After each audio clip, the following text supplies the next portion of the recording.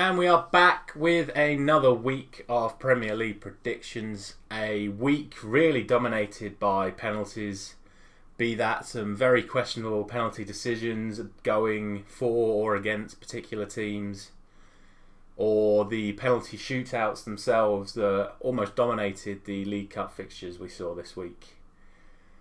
The two things that this really highlighted for me are how inconsistent and how poor some of the refereeing has been, certainly this week alone, and unfortunately for this series, how unpredictable the Premier League really is. But that's why we love it. That's why we try and do these prediction videos, to try and predict the unpredictable. And speaking of unpredictable, let's get into last week's predictions. Now, those were, as always, my predictions, and here were the outcomes. And immediately you will see that I only got 3 correct results out of a possible 10. And that is only due to David De Gea saving one of those aforementioned penalties in the 90th minute. Otherwise it would have been 2 out of 10. So what we're going to do now is we're going to quickly run through my excuses as to why I got these wrong. Leeds against Newcastle, I only saw the first 30 minutes of that match before a very nice young lady started punching me repeatedly in the arm and reminded me that I was at a wedding reception. But in those 30 minutes, Leeds should have been about 5-0 up. So I'm going to stand by my prediction and promise that in the future I'm going to be way more subtle when I watch the football at any upcoming events. Wolves and Brentford, Wolves just can't score, and I think that was proven by their penalty shootout midweek, where I think only one of a possible 4 players scored from 12 yards. And a great performance for Brentford. Ivan Toney looked really good, and maybe I am underestimating Brentford. I still didn't see them being successful, but they were more than enough to beat Wolves. A little bit disappointed with the Arsenal prediction failing. It looks like that Odegaard free kick really was the only clear-cut opportunity all game. So I'm not going to complain that I got that one wrong. You know, it takes a special free kick to break the 0-0. So that is what it is. Liverpool got me my first 1 point, but was also where the first really dodgy penalty decision went. If Crystal Palace get that penalty, completely different game, and maybe I get my 3-1 prediction right. Man City Southampton, I'm not going to make any excuses for that one. Southampton were brilliant, were fully merited for the 0-0, and in my opinion were very, very unlucky not to get the win via the penalty and the red card for Kyle Walker. Watford and Norwich, I said would be a high scoring game. I said it could go any of the 3 ways. It went to Watford. Norwich look like they're in real trouble now. No points so far. Need to start picking up some, or they're going to be gone already.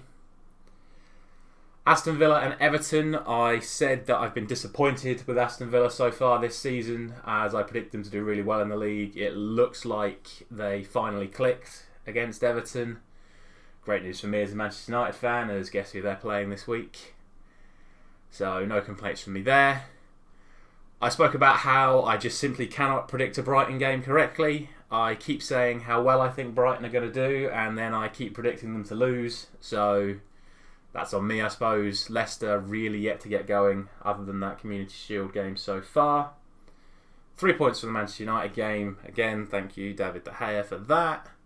And then robbed of 2 points for the Chelsea-Tottenham via that Anthony Rudiger goal in the last minute. So that gives me a weekly score of 5, which is not the best, but hey ho, this is what we said. It is a very unpredictable league. That's the fun of it. Season score so far of 29.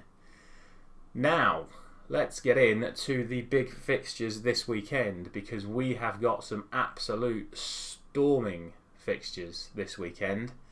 Starting with the main event.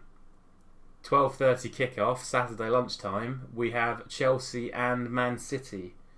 The challengers versus the champions. The European champions versus the English champions.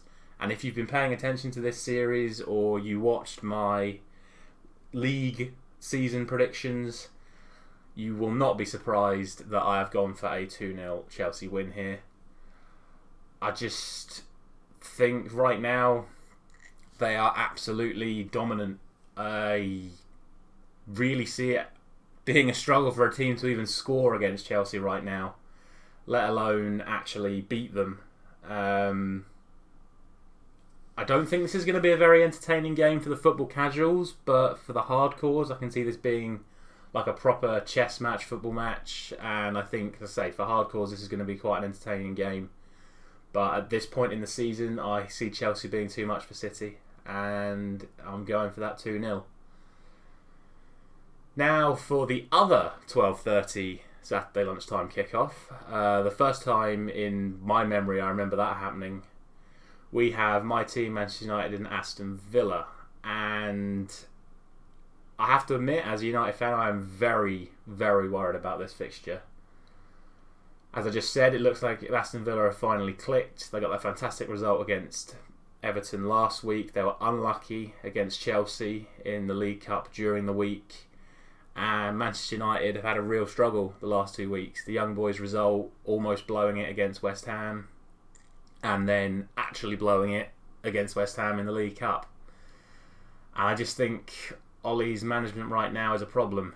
You look at the big teams and the teams reflect their managers.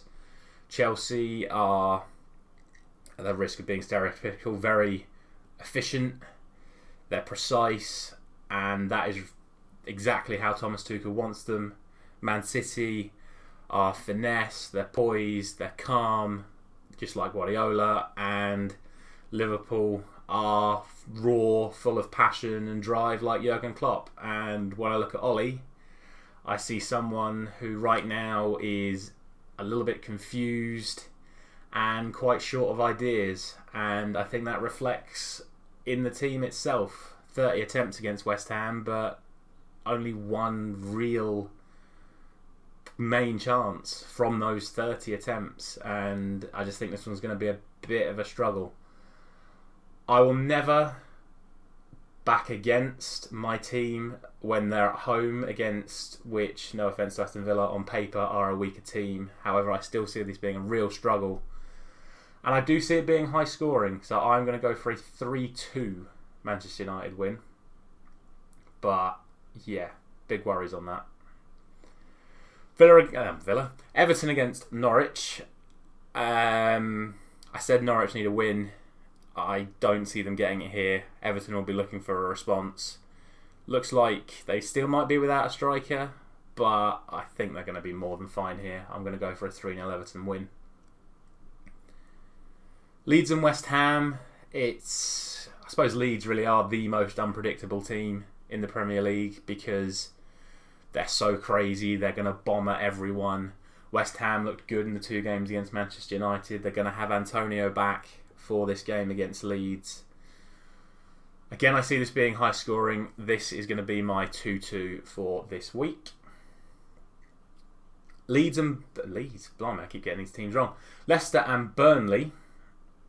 I am going to back Leicester again. I know I've just said that they're struggling, but I think this is the right sort of game for particular players to come to life. Burnley, we know, will sit in. They'll be tough, but with the likes of Maddison and Tielemans, I can see them being able to break them down. I'm going to go for a 2-0 Leicester win there. Watford and Newcastle. I am going to go for this result purely based off of what I've seen the last couple of weeks. Newcastle are far too open at the back, and Watford seem to be scoring a fair few goals at the moment, so I'm going to go 2-1 for Watford there. Brentford and Liverpool is a very interesting one. I can see Brentford causing Liverpool problems. Their physicality will be something that, well, we saw at the start of the season Jurgen Klopp is not very keen on teams that get overly physical with his players, and that's exactly what Brentford will do. Do I see Ivan Toney causing problems for a defender as good as Van Dijk? I'm not so sure. I'm going to go with overall form on this one and give it to 3-0 Liverpool. However, I think that might be a bit generous and a bit disrespectful to Brentford, but we'll see. Southampton and Watford Southampton and Wolves is a very interesting one for me as a fantasy football fan as well. I put in Livramento a couple of weeks ago. Even though he had 2 really tough fixtures coming up, I put him on the bench in both games and he got a clean sheet in both games. So guess what? I've put him in this week and I'm predicting a 1-0 Southampton win and a clean sheet. So he will inevitably not get it and this will not finish 1-0. But that's how I see the game going. Wolves just can't score. Yes, they got a couple against Spurs, but I just think they're struggling and I think Southampton will have this one in the bag. The big game on Sunday, Arsenal and Tottenham, the North London derby. A team that started the season horrifically against a team that started the season really well in August. But now their forms seem to have switched and my prediction is going to reflect that and I'm actually going to go for a 2-1 Arsenal win here. I think Arsenal are starting to get it together and I think Spurs are in need of a result. It's the right fixture to get a result. We saw Kane score in midweek and he does love scoring against Arsenal. So maybe he's just about starting to click again, but I think this is the right time for Arsenal to play Spurs and I'm sticking with Arsenal. Finally, we have Crystal Palace and Brighton. Well, as we know, I can't predict a Brighton result correctly. As I keep saying they're going to do well, and then I keep predicting them to lose, and they win. So, do you know what? This week, I'm going to predict Brighton to win. I'm going 2-1 for Brighton. So, congratulations, Crystal Palace, on your win. And we'll see you next week. Thank you very much for watching. Leave a like if you're enjoying the series. Let me know down in the comments what your predictions are and how you got on last week. We'll be back soon.